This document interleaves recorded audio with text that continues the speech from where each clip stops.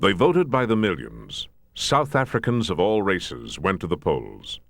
April 1994 will forever be remembered as one of the most significant times in Africa's history. Regardless of what happens in the years ahead, the election was also a crucial event for South African Defense Forces. Just a generation earlier, they were pledged to uphold the legacy of apartheid. In 1994, this same army was defending democracy for all.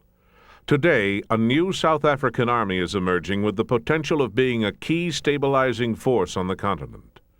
This is hardly the first time South Africa's military has undergone major change, but perhaps nothing quite so dramatic or so full of uncertainty.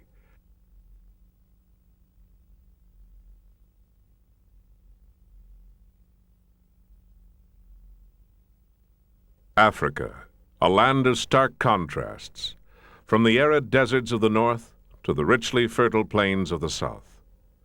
Over the centuries, its peoples developed complex societies and widespread clans. They included farmers, wandering cattle herders, and fiercely proud warriors. The white man's arrival would upset the long-established balance between man and nature. With its Mediterranean climate, European settlers found the rich land ideal for their needs. The Dutch were the first to settle on the Cape of Good Hope in 1652. British control of the Cape Colony soon followed, driving the Boers, as the Dutch farmers were known, into the vast interior of the High Veld.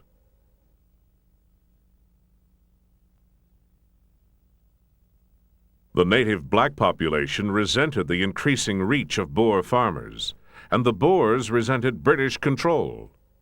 In the mid-1830s, thousands of Dutch men, women, and children loaded their wagons to escape British rule. They headed north and east. This Great Trek, as it became known, would stand as the symbol of Boer tenacity. The isolation of the new Boer republics was short-lived as diamonds were discovered.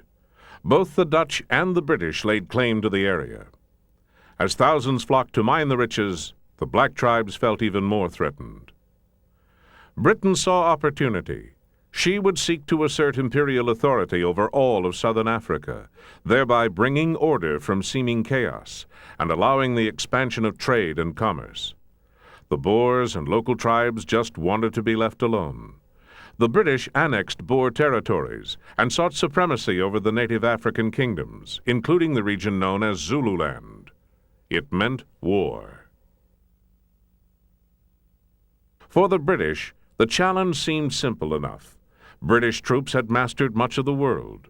What match could barefoot Africans carrying spears be against the might and experience of well-ordered ranks of redcoats fighting beneath the Queen's colors with superior arms? In early January 1879, the British Army marched to conquer. At a beautiful but forbidding place called Isandlwana, they found the Zulus. They made camp at the base of the area's highest point. On the morning of January 22nd, a British patrol crossed a nearby ridge and discovered 20,000 Zulu warriors. They were resting, never intending to attack because of a superstition regarding the position of the moon. The stunned patrol retreated. Disregarding the moon, the Zulus seized the moment. 2 Zulu regiments headed northwest, staying on the northern side of the hill. They met no opposition. They continued, advancing at a steady trot, and closed on the British lines.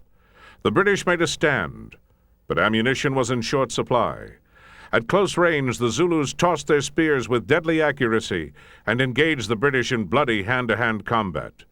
Of the 1,200 British who went into battle that day, only a handful lived.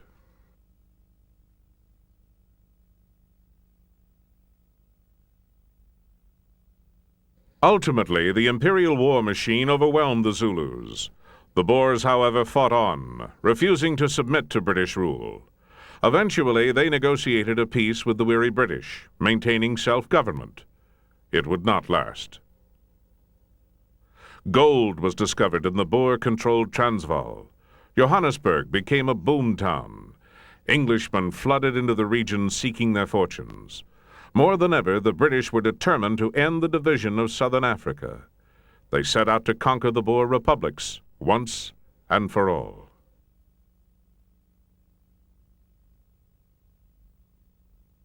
During the war, the Boers only mustered some 50,000 men, while the British fielded an army numbering almost 500,000. But the Boers were fighting for their farms and their independent way of life. They created highly mobile local cavalry units called commandos. Arming themselves with extremely efficient German-made Mauser rifles, the Dutch farmers fought the British to a standstill with their daring hit-and-run tactics. There were hundreds of small but deadly skirmishes throughout the High Veld. The British buried their soldiers where they fell, in sad little cemeteries scattered throughout the countryside. A high point of the Boer assault on the British came at the Natal town of Ladysmith. Ladysmith is significant in that the besieging of the town and the trapping of its garrison consisting of imperial troops and once more colonial volunteers probably cost the Boer republics their best chance of victory in the Anglo-Boer War. By tying down their mobile, irregular mounted riflemen in a siege of a town which they could well have bypassed, they probably lost the chance of seizing the seaport of Durban and with it preventing substantial British reinforcement of Natal. In fact, preventing the reinforcements from arriving, which eventually beat them in the Tugela Heights battles. So they committed the greatest sin of any irregular mounted force, was to tie themselves down. The inevitable result in many ways was postponed mainly because of the ineptitude of the British commander Buller, who seems to have gone from a dashing commander of irregular colonial horse to a frightened commander of large armies, a not uncommon phenomenon. So at Ladysmith you will see how, in fact, a undefended town was besieged and defended for some months.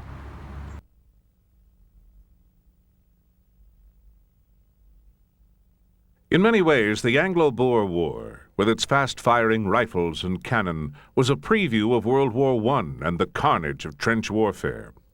The war witnessed another innovation.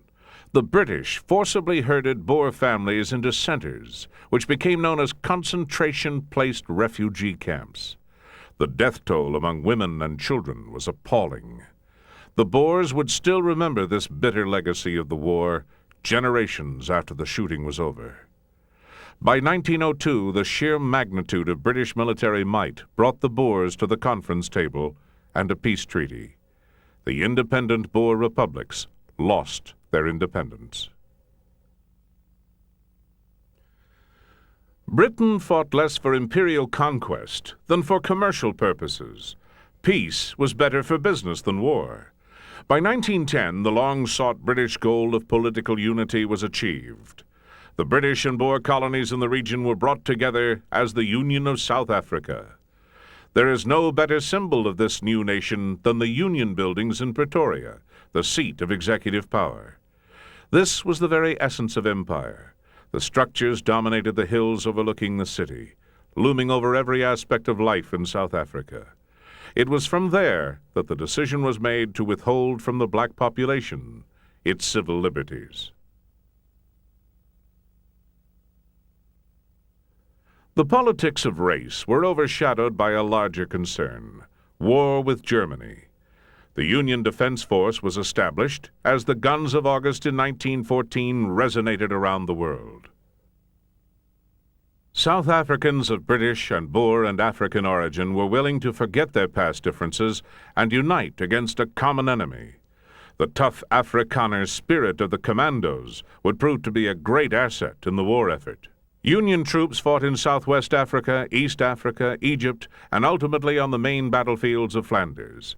The 1st South African Brigade was attached to the 9th Scottish Division and saw some of the bloodiest fighting of the war.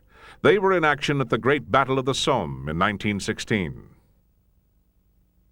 South Africans fought and died in places like Trons Wood, Bernafay Wood, Longval, and Delville Wood. In a mere 3 weeks, the entire South Africa Brigade was nearly destroyed.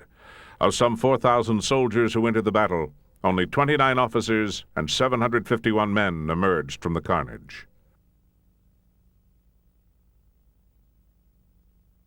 Reinforcements from South Africa brought the brigade back up to strength. They would fight on in the Battle of Arras and Ypres. Once again, they suffered devastating losses, and again, more were sent into the breach. In total, some 146,000 white South Africans volunteered for service, along with 80,000 African troops who served primarily in non-combatant roles. South Africans of all races and backgrounds earned the respect of the Allies. General Jan Smuts, who fought the British in the Boer War, was ultimately named to the Imperial War Cabinet. The 20 years of relative peace between the First and Second World Wars was a time of few external threats. At first, times were good. Soldiers returned to renew their lives. The rich natural resources of the country should have meant prosperity for all, but the world's economics could not quite fully recover from the huge expense in lives and money of World War I. These were difficult times. There was labor unrest. The Army was called out during the 1922 miners' strike. The Great Depression in the 1930s hit South Africa hard. Many Army units were disbanded, as was the fledgling Navy. But South Africa still had gold, and its sustained value spurred economic growth. The industrial base was harnessed to build an imperial defense. By 1939, South Africans again faced war. This time, however, enthusiasm was not universal. The nation was divided. Pro-British South Africans were in support of Britain, while thousands of Afrikaners sympathized with the Nazis. In September, General Smuts once again came to support his old enemy. Named Prime Minister, he declared, "The Union of South Africa takes its stand for the defense of freedom and the destruction of Hitlerism and all that it implies." South Africa went to war. Unwilling to divide the country any further, the government did not employ conscription. Nevertheless, there was no shortage of volunteers. They were soon needed and close to home. The German U-boat fleet found the Allied sea lanes around the Cape of Good Hope a tempting target. During 4 days in October 1942 alone, 13 ships were sunk in South African waters. The South Africans went on the offensive against the subs, using both naval and aviation units.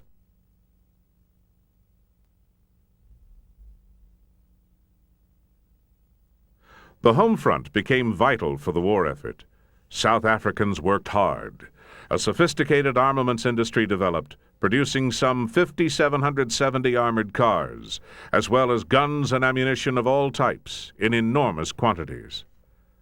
These would be needed in the bitter battle soon fought against the Germans in North Africa. The 1st South Africa Division arrived in Egypt in June 1941. To help in the British defense against the German onslaught, the 2nd African Division arrived in August. By November 1941, the British 8th Army, along with its South African elements, launched an offensive against the Afrika Korps. It would fail to push the Germans from the battlefield. General Rommel was a worthy opponent. The fighting continued in the Western Desert. South African Air Force units had now joined the fight. South Africans were part of all the major battles: Tobruk, El Aden, Bir Hakeim. The 1st South African Division was one of the 4 attacking divisions at the pivotal attack at El Alamein. The Allies finally demonstrated that the Germans could be beaten. Once again, though, victory was achieved at a terrible price. 14,000 South Africans were taken prisoner and more than 2,000 killed. The war was hardly over for the Springboks, as the South Africans had become known. Closer to home, they fought in Madagascar in 1942. From April 1944 until the end of the war, the South African 6th Armored Division and the 11th Armored Brigade fought in the bitter struggle for Italy. Following the long and bloody fighting at Monte Cassino, The South Africa armor was part of the assault on Rome. The fall of the Eternal City on June 6 did not mean the end of the fighting in Italy. The next 2 months saw some of the sternest fighting of the campaign, as the Germans met the all-out Allied drive towards Florence with dogged resistance. Through the grim winter of 1944-45, the South African Corps fought along the German Gothic Line in the Apennines. Finally, the Allies pushed through to the Po River. The liberation of northern Italy soon followed. The end of the war did not mean peace. The Cold War began. The first major conflict between East and West was centered on Berlin. In 1948, the Soviets blockaded the city, and the South African Air Force joined in the airlift to provide Berliners with food, clothing, and coal. The SAAF flew 1,240 sorties, delivering 4,100 tons of supplies. A shooting war soon broke out again, this time in Korea, where a South African Air Force squadron joined in the UN police action. The Springboks flew over 12,000 sorties in Korea beginning in 1950. The Flying Cheetah pilots first flew close support missions for the United Nations ground forces. Later, the Cheetahs concentrated on interdicting the Communists' logistical system with attacks on railroads, highways, and enemy supply dumps. It was in these post-war years that the Union Defense Force was consolidated and renamed the South African Defense Force, or SADF. They would engage in a new kind of war. In 1948, the National Party had won control of government. Apartheid would become institutionalized. Enviably, there was conflict with the sweeping tide of independence in post-war Africa. In 1960, a bare majority of white South Africans voted to become a republic. South Africa's ties with the British Commonwealth were broken. In the UN, the new nations of Black Africa called for an arms embargo against the republic. Many South Africans felt threatened by what they saw as a communist conspiracy to take over the region. To the north, the Portuguese colonies of Mozambique and Angola were poised for independence under Marxist governments. For the Soviets, the nationalists' movements in Central and Southern Africa were well placed to cause trouble. Marxist doctrine provided many seemingly simple answers to the complex problems of racism and poverty. It was relatively easy for the Soviets to encourage revolt. AK-47s were cheap and easy to use. The South African Defense Force High Command met this challenge by drastically increasing the size of the services and improved on readiness and efficiency. Conscription was instituted for all fit males from the age of 18. The war in Rhodesia brought conflict to the very border of South Africa.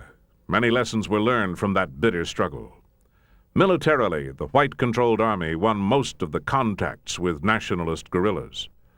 But there was limited financing, and even more critical, limited manpower. Towards the end of the war, call-ups included men from 18 to 60. The war could not be won, but the strong showing by the defense forces meant complete capitulation was avoided. Prime Minister Ian Smith agreed to a settlement and paved the way for black majority rule in 1980 with constitutional guarantees for whites. The Rhodesians had developed many useful tactics in dealing with insurgents.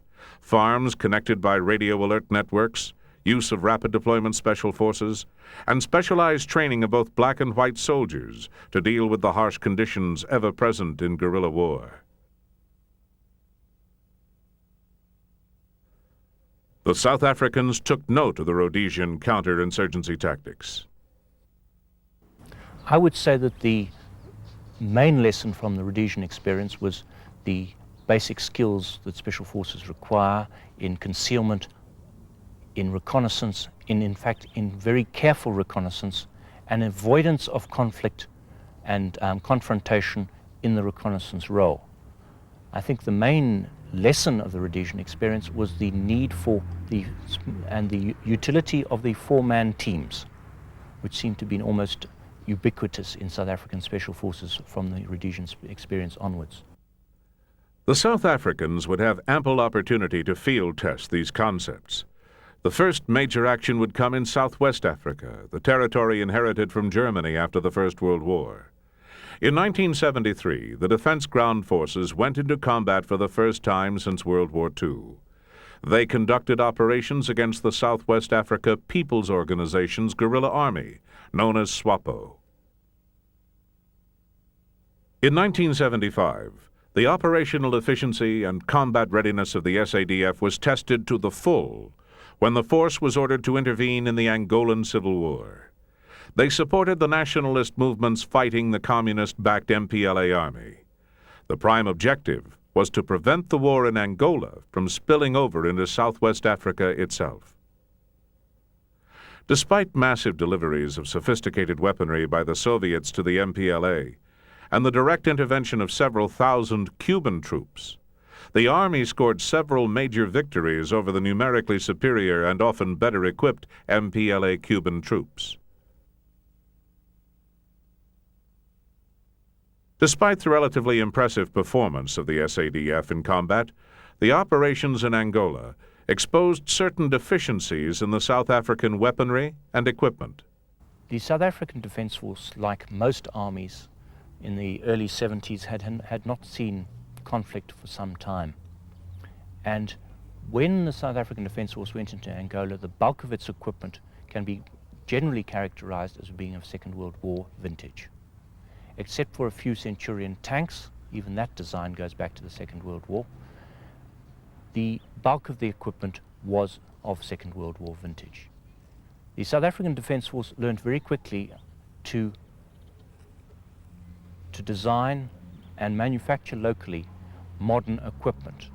In effect, they went forward 20 years in about 5 years. And this is an incredible jump. They built on a certain degree of expertise acquired during the Second World War in local manufacturing. But there's a certain South African tradition to use wheeled vehicles where other countries would use tracked vehicles. So immediately South Africa went over to bush war orientated equipment, such as the Eland armored cars, which were much more effective in the bush than the T-55 and T-72 tanks which the Cubans and FAPLA used. In fact, tank hunting groups were formed using Eland 90 armored cars. Of course, those crews had to have a very much sharpened nerves and skills of locating the enemy, simply because an Eland 90 armored car is not, in a stand-up fight, an equivalent of a T-55 tank.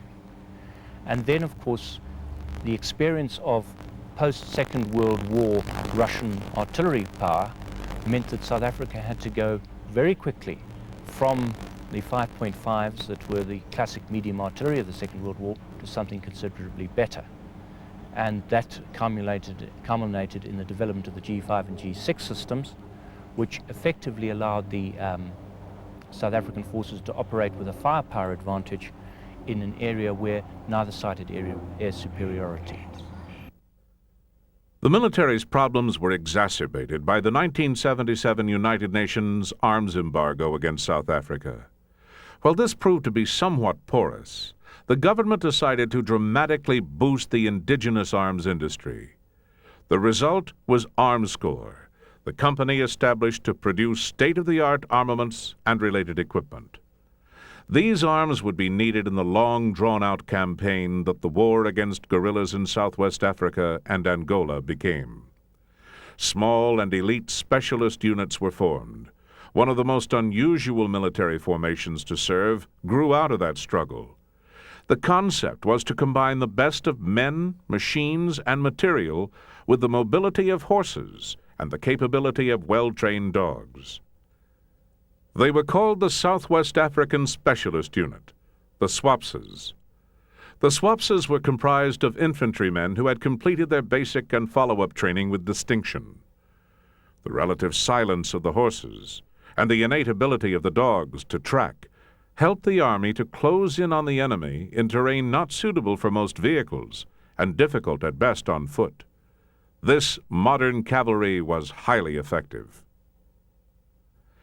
In May 1978, the South African Defense Forces embarked on their largest land and air operation since World War II, Operation Smokeshell. It was the drive to rid southern Angola of Soviet-inspired terrorism by SWAPO. On D-Day, the 10th of June, the task force moved deep inside Angola, destined for SWAPO headquarters. The area was clearly laid out to withstand a conventional attack. The SWAPO defenders were outflanked by the rapidly moving South Africans, who captured the base. It was heavily fortified, with a warren of underground bunkers. They were destroyed by the South Africans. One of the most unusual aspects of the Angolan War was the creation of the 32 Buffalo Battalion.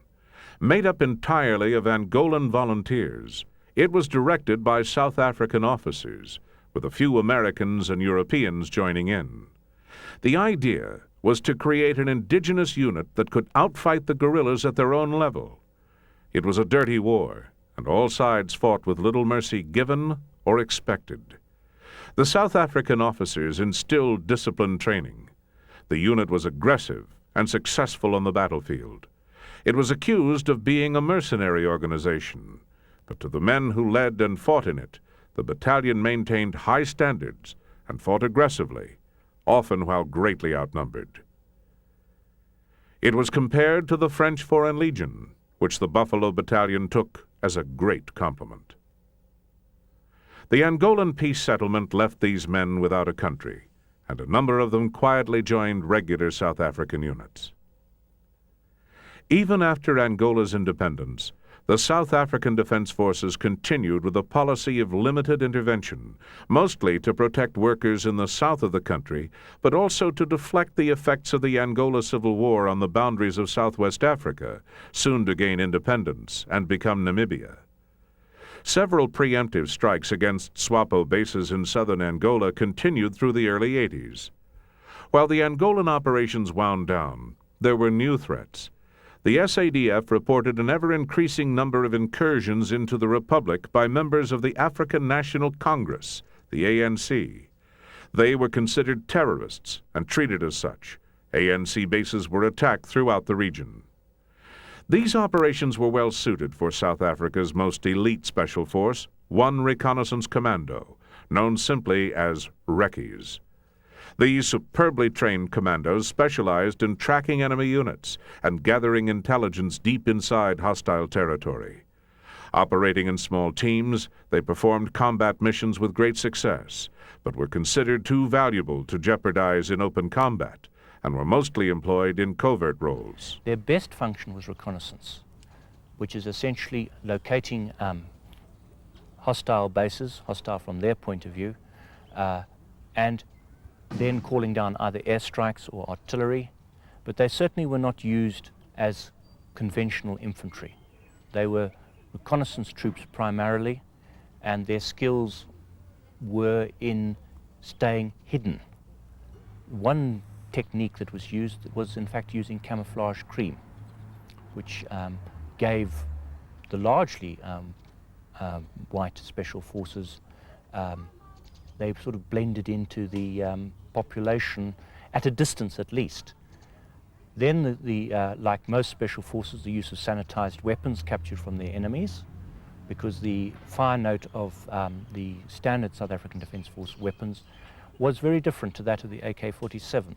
The Galil-based R4 has a very different fire note to the AK-47, so the uses of RPGs, grenade launchers, RPD, machine guns, and of course the ubiquitous AK-47 was one way of remaining at least sonically concealed on the Angolan battlefield.